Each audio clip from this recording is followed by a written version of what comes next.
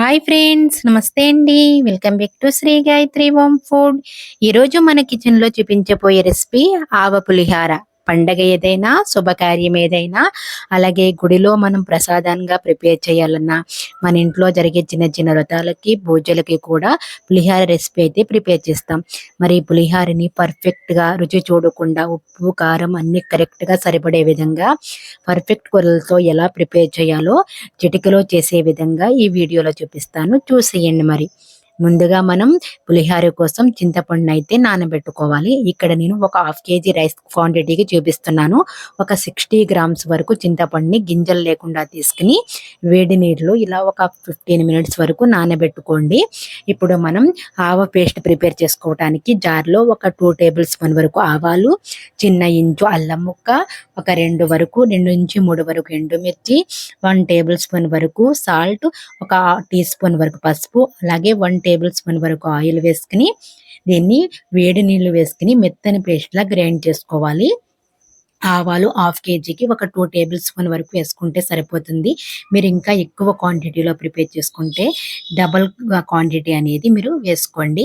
ఇప్పుడు నేను పులిహార కోసం రైస్ని ముందుగానే కుక్ చేసి పెట్టుకున్నాను. కొంచెం పసుపు, అలాగే కొంచెం ఆయిల్, అలాగే 1 టేబుల్ స్పూన్ వరకు సాల్ట్ యాడ్ చేసుకుని ఇలా పొడి పొడిలుగా ఉండే విధంగా అన్నాన్ని అయితే ప్రిపేర్ చేసుకున్నాను. ఇప్పుడు ఈ వేడివేడిగా ఉన్న అన్నంలోనే ఒక 4-5 రెమ్మల కరివేపాకు, ఒక 4 టేబుల్ స్పూన్ వరకు ఆయిల్, అలాగే మనం ప్రిపేర్ చేసి పెట్టుకున్నటువంటి ఆవాల పేస్ట్ని కూడా ఇందులో వేసేసుకుని మొత్తం రైస్కి పట్టే విధంగా మిక్స్ చేసుకోవాలి. మీరు పులిహార అనేది ప్రిపేర్ చేసినప్పుడు ఖచ్చితంగా పల్లి నూనె కానీ, నువ్వుల నూనెతో కానీ ప్రిపేర్ చేయండి. ఆ పులిహార అనేది చాలా మధురమైన రుచితో చాలా టేస్టీగా రెడీ అవుతుంది. మనకి గుడిలో ప్రసాదం అనేది ఏ విధంగా ఉంటుందో ఆ విధంగా ఉంటుంది. ఇప్పుడు మనం ఇలా మొత్తం అన్నానికి ఆయిల్, అలాగే కరివేపాకు, ఆవాల పేస్ట్ పట్టించుకున్న తర్వాత దీన్ని సైడ్కి పెట్టేసుకోండి. ఒక 10 నుంచి 15 మినిట్స్ వరకు ఇలా పట్టుకుంటే రైస్కి మంచి ఆవ ఫ్లేవర్ అనేది బాగా పడుతుంది. ఇప్పుడు మనము చింతపండును ఉడకపెట్టుకోవడానికి స్టవ్ మీద ఒక ప్యాన్ పెట్టుకుని ఒక పావు కప్పు వరకు ఆయిల్ యాడ్ చేసుకోండి. ఆయిల్ యాడ్ చేసుకున్న తర్వాత ఇందులో ఒక పావు కప్పు వరకు పల్లీలు యాడ్ చేసుకుని పల్లీలు అనేవి చిట్లేంత వరకు దోరగా ఫ్రై అయ్యేంత వరకు స్టవ్ అనేది మీడియం టు లో ఫ్లేమ్లో అడ్జస్ట్ చేసుకుని పోపు దినుసులన్నీ ఫ్రై చేసుకోవాలి.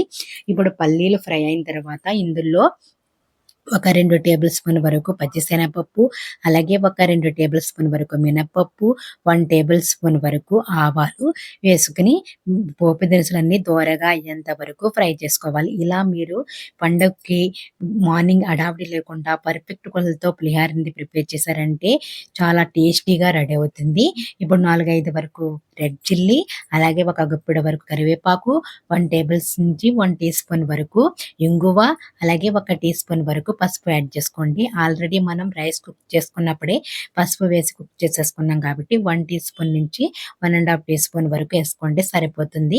ఇప్పుడు మనకి పోపు దినుసులన్నీ ఫ్రై అయిన తర్వాత స్పైసీనెస్ కోసం ఒక 3 నుంచి 4 వరకు గ్రీన్ చిల్లీ స్లైసెస్గా కట్ చేసి వేసుకోవాలి. ఇవన్నీ ఫ్రై అయిన తర్వాత ఇందులో మనం ముందుగా నానబెట్టుకున్నటువంటి చింతపండుని చిక్కటి గుజ్జులాగా తీసుకోవాలి. ఈ చింతపండు రసాన్ని మొత్తాన్ని ఇందులో వేసేసుకుని దగ్గరికి అయ్యేంత వరకు కుక్ చేసుకోండి. ఇప్పుడు మనకి హాఫ్ కేజీ రైస్కి ఒక 2 టేబుల్ స్పూన్ వరకు సాల్ట్ యాడ్ చేసుకోండి, సరిపోతుంది. మనం ఆవాల పేస్ట్లో 1 టేబుల్ స్పూన్ వేసాం, రైస్లో ఒక హాఫ్ టేబుల్ స్పూన్ వరకు వేసాము. మొత్తం 3.5 టేబుల్ స్పూన్ సాల్ట్ అనేది రుచి చూడకుండా హాఫ్ కేజీ రైస్కి కరెక్ట్గా సరిపోతుంది.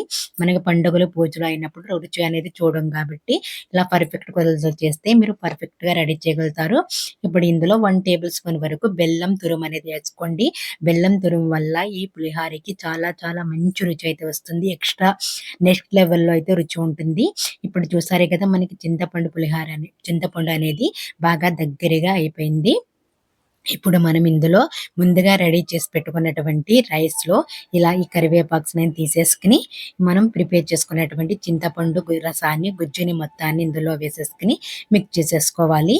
ఇలా మొత్తం రైస్కి పట్టే విధంగా మిక్స్ చేసుకోండి. ఇక్కడ నేను ఒక హాఫ్ కేజీ రైస్‌కనేది చూపించాను. దీన్నే మీరు 1 కేజీ, 2 కేజీస్ అని చేసినప్పుడు డబుల్, త్రిబుల్ క్వాంటిటీ అనేది పెంచుకోండి. పర్ఫెక్ట్‌గా మీరు పులిహోరనేది ప్రిపేర్ చేయగలుగుతారు.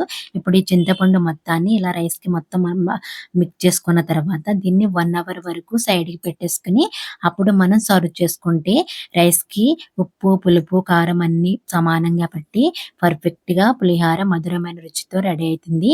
మరి ఎంతో టేస్టీగా, కమ్మగా ఉండేటువంటి ఈ ప్రసాదం ఆవ పులిహారని ఎలా తయారు చేయాలో చూసారు కదా మరి. మీరు కూడా మీ ఇంట్లో పూజలకి, వ్రతాలకి ఈ రెసిపీని తప్పకుండా ట్రై చేయండి. ఈ రెసిపీ ఎలా వచ్చిందో మీ ఫీడ్‌బ్యాక్‌ని కామెంట్ రూపంలో తెలియజేయండి. మరిన్ని టేస్టీ అండ్ క్విక్ రెసిపీస్ కోసం మన శ్రీ గాయత్రి హోమ్ ఫుడ్ ఛానెల్‌నయితే తప్పకుండా సబ్స్క్రైబ్ చేసుకోండి. Thanks for watching.